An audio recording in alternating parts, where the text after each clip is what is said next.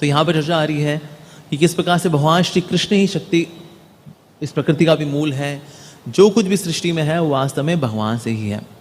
हालांकि ऐसा नज़र आता है कि प्रकृति काफ़ी एक्टिव नज़र आती है, इसलिए कई लोग ये मानते हैं कि प्रकृति ही ईश्वर है। एक सेक्ट है यहाँ पर नजौगढ़ छावला में ही है, वो ये मानते हैं कि प्रकृति ही ईश्वर है, दैट नेचर इज गॉड। तो यही मानते हैं, क्योंकि देखते हैं ये तो दिख रहा है, देखो प्रकृति सब कुछ कर रही है, सूरज उग रहा है, सूरज ढल रहा है, वनस्पति उग रहे हैं, ये सब प्रकृति से तो है, तो इसलिए प्रकृति ही भगवान है। तो कुछ ऐसे फिलोसफर्स भी हैं जो ये मानते हैं। कुछ ये मानते हैं कि देखो प्रकृति वाला कुछ नहीं है, ये सब भगवान ही है, प्रकृति है ही नहीं, ये ब्रह्म ही है जो चारों ओर है, और ब्रह्म का ही विकार है जो चारों ओर है, ये सब ब्रह्म ही है वास्तव में। तो इसीलिए प्रकृति नहीं है, सिर्फ ब्रह्म है, भगवान है। तो कुछ ऐसे फिलोसफर्स भी हैं जो ये मानते हैं कि हाँ भगवान सक्रिय थे और उन्होंने फिर क्या किया, प्रकृति को सक्रिय कर दिया। जब प्रकृति सक्रिय हो गई फिर भगवान फिर निष्क्रिय हो गए।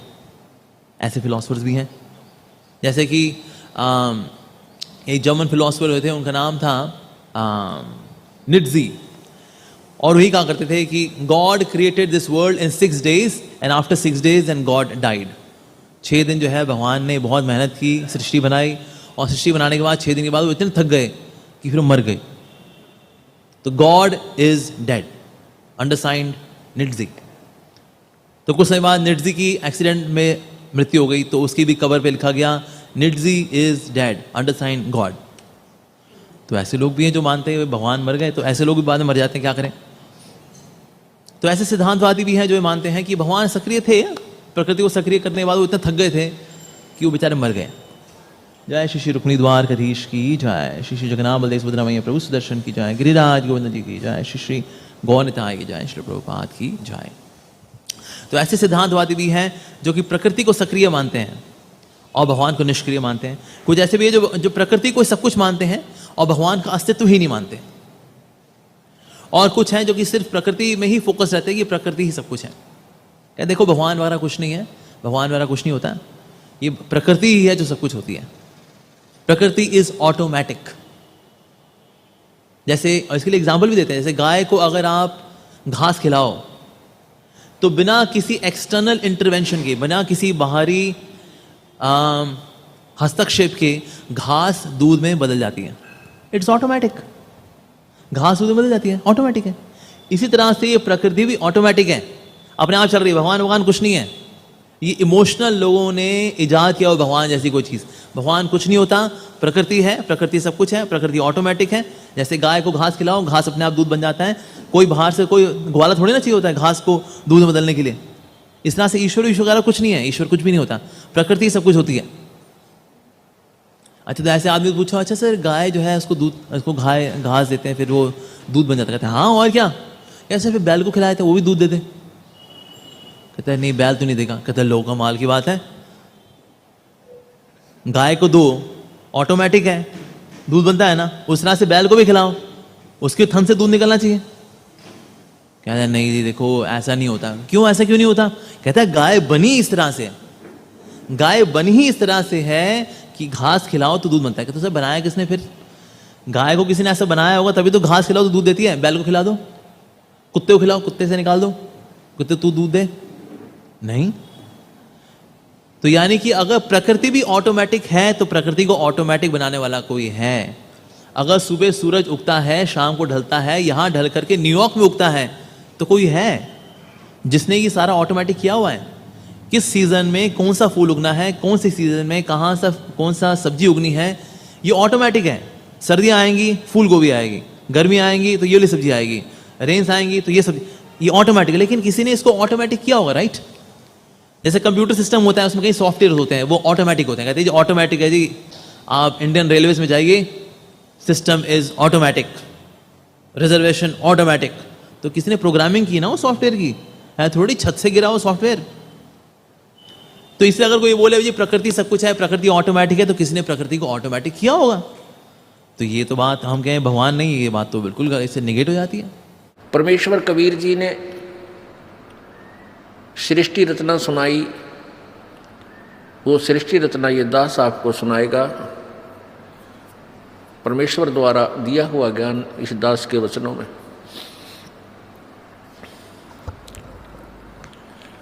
सर्वप्रथम केवल एक ही लोक था जिसको अकय लोक बोलते हैं, अनामी लोक कहते हैं। उसमें परमेश्वर कबीर जी अकेले थे। उसके बाद उस परमेश्वर ने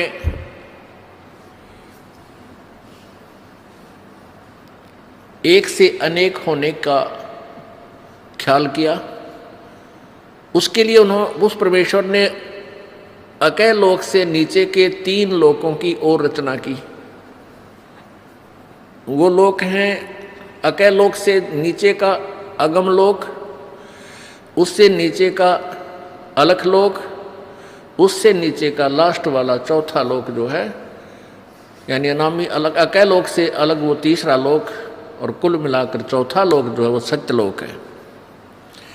उसी पूर्ण परमात्मा ने, पूर्ण प्रभु ने, कबीर देव ने, कबीर साहब ने अपने ही अन्य 3 रूपांतर और किए। अगम लोक में वो अगम पुरुष कहलाता है, अलख लोक में अलख पुरुष, और सत्य लोक में वो सत्य पुरुष। एक ही परमात्मा अपने 3 रूप बनाकर वहां विराजमान है। परमेश्वर ने सर्वप्रथम सतलोक की रचना की, सतलोक के अंदर सृष्टि रचना की। अपनी सबद शक्ति से 16 पुत्रों की, अपनी प्रथम वचन से 16 द्वीप, 16 स्थान अलग अलग परमात्मा ने बनाए। फिर 16 शब्दों से, 16 वचनों से 16 पुत्रों की उत्पत्ति की, और उन सबको कहा कि तुम अपने अपने द्वीप में अलग अलग रहो। उसके पश्चात परमेश्वर ने, कबीर जी ने अपने पुत्र उन 16 में से जो अचिंत है उससे कहा कि अचिंत आप अन्य रचना आप करो। अब अचिंत ने परमेश्वर से प्राप्त शक्ति के आधार से इस अक्षर पुरुष अर्थात परब्रह्म की उत्पत्ति की। अक्षर पुरुष स्नान करने के लिए उस मान सरोवर में चला गया जो परमात्मा ने ही उन सब द्वीपों के साथ ही रचना की थी। ये सरोवर तालाब आदि एक जैसे शहर के नगर के अंग ही होते हैं, ऐसे इस मान सरोवर के अंदर वो स्नान करने के लिए गया, क्योंकि वहाँ श्वासों से शरीर नहीं है। सतलोक में श्वासों से शरीर नहीं है, और वहाँ ऐसा शरीर है जो बगैर वायु के भी रह सकते, वहाँ जीवित रहते हैं। जैसे आप देखते हो जल के प्राणी जल में ही रहते हैं, वो बाहर वायु ग्रहण करने आते ही नहीं। तो जल के अंदर वो जाकर के उस शीतल जल में सो गया, काफ़ी समय तक बाहर नहीं आया। तब परमेश्वर कबीर जी ने, उस पूर्ण ब्रह्म ने, सत्य पुरुष ने, सतलोक के मालिक ने उस सरोवर से जल लिया, उसको अपनी सबद शक्ति से एक अंडा बना दिया, और एक वचन से उसके अंदर एक आत्मा, अपने ही अंदर से एक आत्मा प्रवेश की। उस अंडे को जल में छोड़ दिया। वो अंडा गड़गड़ गड़गड़ करता हुआ जब जल के नीचे जाने लगा, उसकी आवाज़ से उस अक्षर पुरुष अर्थात परब्रह्म की निंद्रा भंग हो गई। जो ही उसने उठकर देखा, जिसकी अधूरी नींद कोई जाग जाता है तो उसको थोड़ा सा क्रोध होता है, और किसी आवाज़ से उठ जाता है तो उसकी तरफ उसका आकर्षण होता है, और उसके प्रति उसको कुछ अक्षुब्ध होता है, दुख होता है। तो उस क्रोध के दृष्टि से, उस क्रोध दृष्टि से देखा, उसके क्रोध के तेज से वो अंडा 2 भाग हो गया, और उसमें से वो ज्योत स्वरूपी निरंजन ये ब्रह्म, जिसका वास्तविक नाम कैल है, कैल काल, ये आगे चल के प्रसिद्ध हुआ। तो वो ज्योति निरंजन ब्रह्म निकला। आकाशवाणी की परमेश्वर ने कि तुम अक्सर पुरुष, तुम निंद्रा में थे, तुझे जगाने के लिए सब ये क्रिया करनी पड़ी, तुम दोनों बाहर आओ। दोनों बाहर आए, प्रणाम किया। परमेश्वर ने कहा कि जाओ तुम दोनों अचिंत के द्वीप में रहो। आदेश पाकर के ये दोनों वहां चले गए अचिंत के द्वीप में। उसके बाद परमात्मा ने कहा कि अचिंत, तेरे बस का नहीं है सृष्टि रचना करना, आगे से सब रचनाएं मैं स्वयं करूंगा। परमात्मा ने ये लीला इसलिए की थी कि ये बालक कहीं बाद में अपना जीवन कर्म ना बिगाड़ लें, इनकी फड़क निकाल दूं, इनका भ्रम मिटा दूं कि समर्थ ही कार्य सब कर सकता है, जीव के बस का नहीं। अचिंत चुपचाप बैठा रहा, अक्सर पुरुष वहां जा करके सो गया, उसके बस की बात नहीं, इसको कैसे जगाऊं। तो जीव जीव ही रहेगा और पीव पीव ही है। परमात्मा परमात्मा ही होता है। इसलिए परमेश्वर ने कहा कि अब तुम बीच में टांग मत अड़ाना, तुम्हारे बस का नहीं है कुछ भी, मैं स्वयं ही सब करूंगा। इससे परमात्मा ने, उसके बाद हम सभी आत्माओं को, असंख्य आत्माओं को अपनी वचन शक्ति से वहाँ सतलोक में भर दिया। हम सभी वहाँ आनंद से रहने लगे। वहाँ कोई दुख नहीं था, कोई कष्ट नहीं था, किसी चीज़ का अभाव नहीं था। सब भंडारे भरे रहते हैं, काजू किस्मत सेब संतरे, वहाँ के जो फल हैं, मेवा है, वो सदाबहार बाग हैं। अमृत आहार है, अमृत ही वहाँ का जल है। और कोई काम नहीं, ये नाड़ी वाला शरीर नहीं, शुक्रम अकायम असनाविरम। वहाँ हमारा जो शरीर है वो बगैर स्नायु का है, और ये माता पिता के योग से बने हुई शुक्र से बना हुआ हमारा शरीर नहीं है। तो वहाँ कोई रोग नहीं, कोई बीपी हाई ना, कभी लो नहीं, किसी प्रकार का कोई शुगर नहीं, ना वहाँ कैंसर, ना फेफड़े खराब हो, ना गुर्दे खराब हो, कोई भी कष्ट नहीं, किसी चीज़ का अभाव नहीं, कोई काम नहीं, सुंदर आहार, सदाबहार बाग, हर चीज़ वहाँ उपलब्ध रहती है। चार मुक्ति जहाँ चंपी करती माया होरी दासी, दास गरीब अभय पद पर से वहाँ मिले राम अविनाशी। वहाँ जहाँ जैसे यहाँ की चौथी मुक्ति ब्रह्मलोक में जाना होता है, वहाँ पर अपने पुण्यों के आधार से कुछ दिन स्वर्ग के अंदर वो सुविधाएँ जो प्राप्त हैं, जैसे होटल में जाके अपनी ही पूंजी से ये प्राणी सुविधाएं प्राप्त करता है, और पूंजी समाप्त होने के बाद फिर अपने कर्म क्षेत्र में आ जाता है जहाँ वो काम करता है। इसी प्रकार स्वर्ग, महास्वर्ग, चौथी मुक्ति जो प्राप्त करते हैं यहाँ की साधना से, वो ऐसा समझो जैसा शिमला के अंदर कोई सेठ साहूकार व्यक्ति, धनी व्यक्ति गर्मियों के दिनों में 2 महीना विश्राम करावे, अपने 20-30 हज़ार रुपये ले जावे और सब अपनी जेब से खाओ पियो मस्ती मारे, बर्बाद करके वापस अपनी फिर दुकान पा बैठे, फिर कर्म करे, फिर पैसे बचावे, अगली गर्मियों में फिर 2 महीने घूमे आवे। ऐसा यहाँ की स्वर्ग, महास्वर्ग अर्थात ब्रह्मलोक तक की उपलब्धि है, प्राप्ति है, का फल है। तो परमात्मा कहते हैं सतलोक के अंदर वहाँ पर ये चारों मुक्ति सदा पड़ी रहे, कभी समाप्त नहीं हो। जो सुख यहाँ की चौथी मुक्ति प्राप्त प्राणी को है, वहाँ आपका कभी समाप्त नहीं होगा, वो आपके चरणों में इतना सुख सदा रहेगा और सदा था।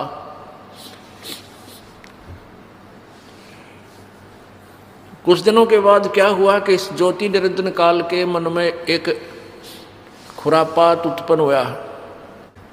इसमें कुबद उत्पन्न हुई, कुमति, इसने सोचा कि मेरे सभी भाई जितने भी हैं सब अलग अलग आराम से रह रहे हैं, बड़े बड़े द्वीप हैं उनके, और हम 3 एक द्वीप में रह रहे हैं। तो उसने क्या किया, एक पैर पे खड़ा होकर तपस्या प्रारंभ की। किसने? इस ज्योति निरंजन ने, ब्रह्म ने, जो 21 ब्रह्मांड का स्वामी है। वहाँ सतलोक में ये केवल एक द्वीप में रहते थे 3 जने। तो इसने 70 युग तक जब तप किया, और जब ये तप कर रहा था, हम इस काल के जाल में कैसे फंसे। पुण्यात्मा, ये परमात्मा कबीर उस पूर्ण ब्रह्म द्वारा बताई गई कहानी है। ये कोई बालकों की कथा नहीं, या भूतों की कहानी नहीं है, या फिल्म स्टोरी नहीं है। ये 100% यानी 100% सत्य है। आपको बताया कि आप जी ने वो अज्ञान इतना सुन रखा है, वो बकवाद इतनी सुन रखी है कि सत्य कथा को आप बकवाद समझते हो। ये सोचते तो बनावटी बातें हैं।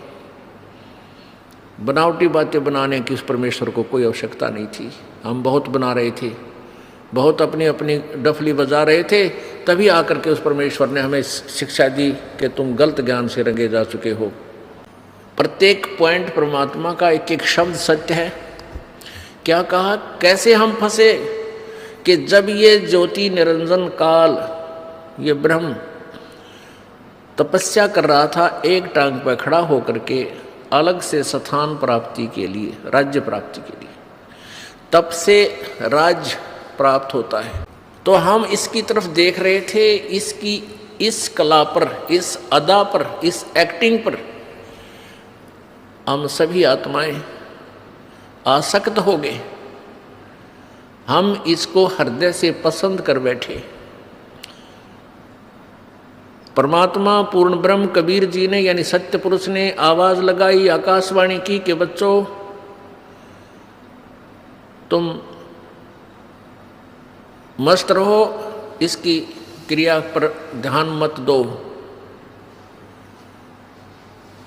अब परमपिता की आकाशवाणी आवाज सुनकर हम ऊपर से तो सावधान हो गए, परंतु अंदर से उसकी चाह मिटी नहीं। जब इसने 70 वर्ष तक, 70 युग तक तप कर लिया, तब परमेश्वर ने पूछा कि क्या चाहता है ज्योति निरंजन, तो किस लिए ये हठ कर रहा है। इस ब्रह्म ने, ज्योति निरंजन ने कहा कि पिताजी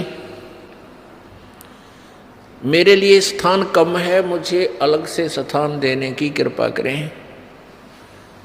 परमेश्वर कबीर जी ने कहा कि ठीक है, तुझे तेरे 70 युग के तप के प्रतिफल में मैं तुझे 21 ब्रह्मांड देता हूँ। जैसे एक धनी पिता अपने पुत्र को 21 प्लाट दे दे कि ले भाई ये 21 प्लाट तेरे हैं, क्यों रोजाना टेंशन पैदा करता है, तू झगड़ा करता रहता है, ले पकड़ अपने 21 प्लाट तू अपने अलग रख। ऐसे इसको 21 प्लाट दे दिए परमेश्वर ने, 21 ब्रह्मांड दे दिए। अब ज्योति निरंजन काल ने सोचा, ब्रह्म ने सोचा कि इसमें कुछ कंस्ट्रक्शन करूं, रचना भी हो, खाली प्लाट के काम आओगे। इसने फिर तपस्या प्रारंभ की, 70 युग फिर की, और हम और ज्यादा इस पर आसक्त होते चले गए। परमात्मा रह रहकर हमें समझाने की चेष्टा कर रहे हैं कि तुम अपने मस्त रहो, इसकी इस क्रिया पर ध्यान मत दो। लेकिन हम इतने ढीठ हो गए, अपने परम पिता को भी धोखा देने में नहीं चूके। दूसरी बार जब इसने 70 युग तप किया तो परमात्मा ने पूछा भी क्या मांगता है तू, जो तू मांग रहा था वो मैंने दे दिया। ज्योति निरंजन ब्रह्म ने कहा कि प्रभु पिताजी इसमें कुछ रचना की सामग्री देने की कृपा करो। परमेश्वर ने कहा कि ले बेटा, 5 तत्व और 3 गुण प्रभु ने बनाकर अपनी सबद शक्ति से उत्पन्न करके इसको दे दिए। अगले खेल ले, खेल खिलौनों से। अब इसने सोचा भी कंस्ट्रक्शन भी कर लूँगा, फिर अकेले का जी लग गया 21 प्लाटों में, तो संतान भी चाहिए, यानी मेरे साथ कुछ आत्माएं भी हों, मेरे साथी हों, मिलजुल कर वहाँ रहें आराम से। इस दृष्टिकोण से इसने फिर तपस्या की। उस समय इसने 64 युग तक जब तप कर लिया, तब परमेश्वर कबीर जी ने सत्य पुरुष ने पूछा कि भी ज्योत निरंजन, जो तू मांगता था वो मैंने तुझे दे दिया, जो तूने मांगा वो मैंने तुझे दे दिया, अब क्यों हट कर रहा है, अब क्या चाहता है तू? तो ज्योति निरंजन ने कहा कि पिताजी मुझे कुछ आत्माएं दे दो, मेरा अकेले का जी नहीं लगता, दिल नहीं लग रहा। परमेश्वर ने कहा कि भी बात सुन ले ज्योति निरंजन, ये सभी आत्माएं मेरे बच्चे हैं, मेरा अंश है, क्योंकि मेरे वचन से, मेरे शरीर से ये बाहर आए हैं, मैंने उत्पन्न किए हैं। ये जीव नहीं दे सकता किसी कीमत पर, किसी भी तेरी क्रिया पर और किसी भी तप से जब से मैं ये नहीं दूंगा, मैं नहीं दे सकता, ये मेरी आत्मा है। उस अंतर्यामी परमात्मा को सब पता था कि ये दूध फट गया, ये सेब खराब हो गए, और सेब खराब हो जाए तो वो सेब सेलर उस सेब को उन सेबों से बाहर दूर फेंक देता है, बाहर फेंक देता, उसको मंडी के खागड़ खाया करें, फिर पातला कुचलर, कुत्ते खावें, गधे खावें। तो ऐसे हम सभी आत्माएं उस परमात्मा की दृष्टि से गिर गए, हम पतिव्रता पद से गिर गए, क्योंकि हम इस ज्योति निरंजन को अंतर आत्मा से चाहने लगे, और पिताजी के कहने के बावजूद भी हमने अपनी चाहत को वापस नहीं किया। पुण्यात्माओं, आप देखते हो ये रोग हमारा वहीं से लगा था। ये आप देखते हो, ये हीरो और हीरोइन, अभिनेता अभिनेत्री अपने रोजी रोटी के लिए नाचना कूदना, चटक मटक डायलॉग बना बना के इसे गाँव में नाच बजावे,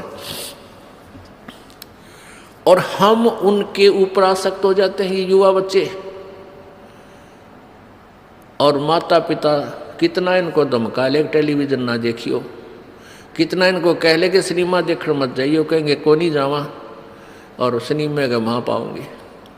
यहाँ इस बरवाला में, हिसार में या कहीं आसपास पता लग जाए नहीं युवा बच्चों को कि वहाँ हिसार में कोई अभिनेत्री आई है या कोई अभिनेता, ये नाच कूद करनी है, फिल्मों में कार्य करने वाले ये आया है, तो देखे इनका जम घटे, भगवान इतने इकट्ठे हो जाएंगे, कहाँ से खड़ा है, आधा किलोमीटर दूर से एडी ठाठा देखे जाके वो खड़ा स्टेज पर, वो खड़ी, और लेना एक ने देने दो, सारा दिन धक्के खा के और उल्टे आ जाए।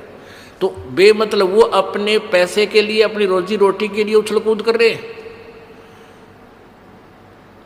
और हम फ्री में उनके लिए वहाँ धक्के खाते आ रहे। तो ये रोग हमारा वहाँ लगा था। तो हम अपने उस मूल मालिक ने, उस परम पिता पर आसक्त रहे नहीं, जो सारे सुख देता, कोई रोग नहीं, कोई दुख नहीं, कोई किसी की मृत्यु नहीं, किसी का बेटा मरे नहीं, किसी की बेटी मरे नहीं, और उसको छुबोल कर हम इस पर ज्योति निरंजन की इस कला पर एक पैर पर खड़ा होकर तप कर रहा। ओह देख रहे हो, देख, आप यहाँ देख लियो, इस बरवाला में कोई या शहर आसपास की तरह को बाबा जी, ये नकली हठ योगी, शास्त्र विरुद्ध साधक, नो पता लग जाना वह बाबा जी खड़ा तप है भाई, और 5 दिन हो गए, 10 दिन हो गए, कोई फिर महीना हो जा, तो सारा बरवाला देखने जा, सारे उस पर चढ़ा का, और भाई पैर सूझ रहे हैं, मोटे मोटे पैर हो गए, और क्या होंगे उस गधे के, खड़ा रहेगा तो पैर सूझेंगे। परमात्मा ने भक्ति करने का तरीका बताया है वेदों में, गीता जी में, बिल्कुल आसान मार्ग है, सहज मार्ग है, वो तो किया नहीं। तो उस पर आसक्त हो जाए, किसी को कह दे भाई बैठ कर भजन कर ले, यो नाम है, ये मंत्र हम जो आपको बताते सबसे आसान, यूँ ना बने और न्यू के उठा पेट पलनिया जाऊंगा और कावड़ लाऊंगा फजड़ फजड़ पैदल जाकर पैदल कितना